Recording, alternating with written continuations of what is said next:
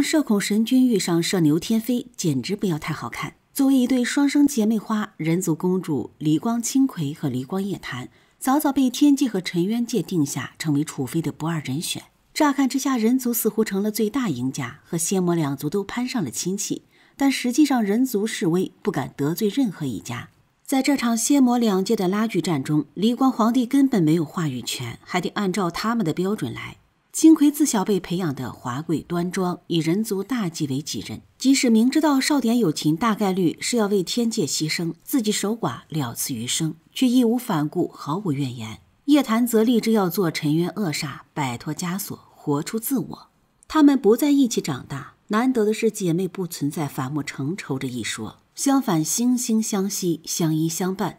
被视为天降祥瑞的姐姐被天界看上，被视为灾星下凡的妹妹被尘渊界看上，一切似乎都说得过去。但阴差阳错之下，黑莲花夜谭去了天界，小白兔清葵去了尘渊界。更离谱的是，少典有情和离光夜谭竟然通过了姻缘桥，这意味着他们是命定的缘分。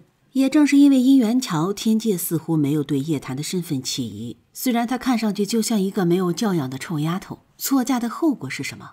神、魔、妖、人四族同时存在。从前4集的剧情看，人族崇拜神族，嫌弃魔族。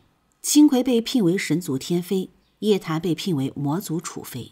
人族皇帝偏心大女儿，苛待小女儿，一点面子都不给魔族，明目张胆的歧视魔族啊！错嫁对人族来说是重大的外交危机。神族和魔族都有法力，人族根本不是他们的对手啊！神族和魔族水火不容，双方恨不得啖其肉饮其血。清葵夜谭自曝身份，可能小命不保。现阶段姐妹俩保持沉默是最佳方案，将错就错呗。可能很多人疑惑，明明清葵才是天界储妃，为何夜谭却可以通过姻缘桥？这里就不得不提修复归墟的仙门头号大冤种少典有情。归墟是什么地方？那是封印了混沌之力的地方，而混沌之力足可以灭世。在4界没有察觉的时候，冬秋圣树地脉子枝根深入海，以混沌之力为土壤，竟长出了一朵双生花。双生花最关键的作用在于开启归墟。即使当年4界踏平冬秋，毁了双生花，万年之后，双生花之灵却依旧转世成了离光清葵和离光夜谭，一个是看守归墟，一个是开启归墟。少典有情和双生花姐妹的缘分早已注定，即便和少典有情踏上姻缘桥的是离光清葵，也可以轻轻松松通过，但错过了就是错过了。少典有情是修复归墟的头号大冤种，苦修1500年，修成9重金身，同时也抛弃了7情6欲，活成了天界道德典范。夜谭是撩拨他心弦的重要人物，后续他因为修复归墟一命呜呼了。夜谭为了自己的安危，无奈下凡寻找他的碎片分身，两人上演3段感情戏，3个分身都爱上了女主，心甘情愿为她合体。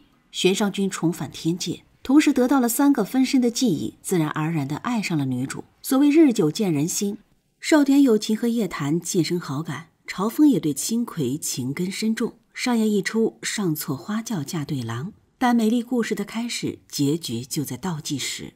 地脉子枝的花灵合二为一，能毁天灭地，神魔妖人4族会全部消失，这个世界将归于混沌。所以万年前4族联手摧毁地脉子枝，想不到花灵未灭，经过了上万年，竟然投身到人族皇后的肚子里。和错嫁相比，姐妹俩的身份更危险。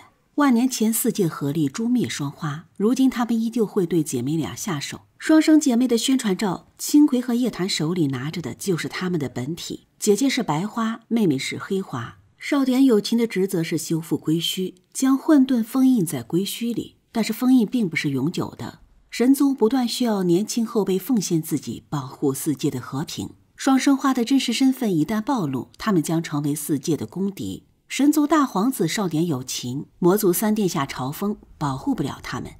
在恶劣环境中长大的夜谭防备心重，他要掌控自己和姐姐的性命。天界怎么会允许有夜谭这样自带魔气的人存在？尘渊界又怎会接受心怀仁慈的清葵？他们注定要走一段很艰难的路。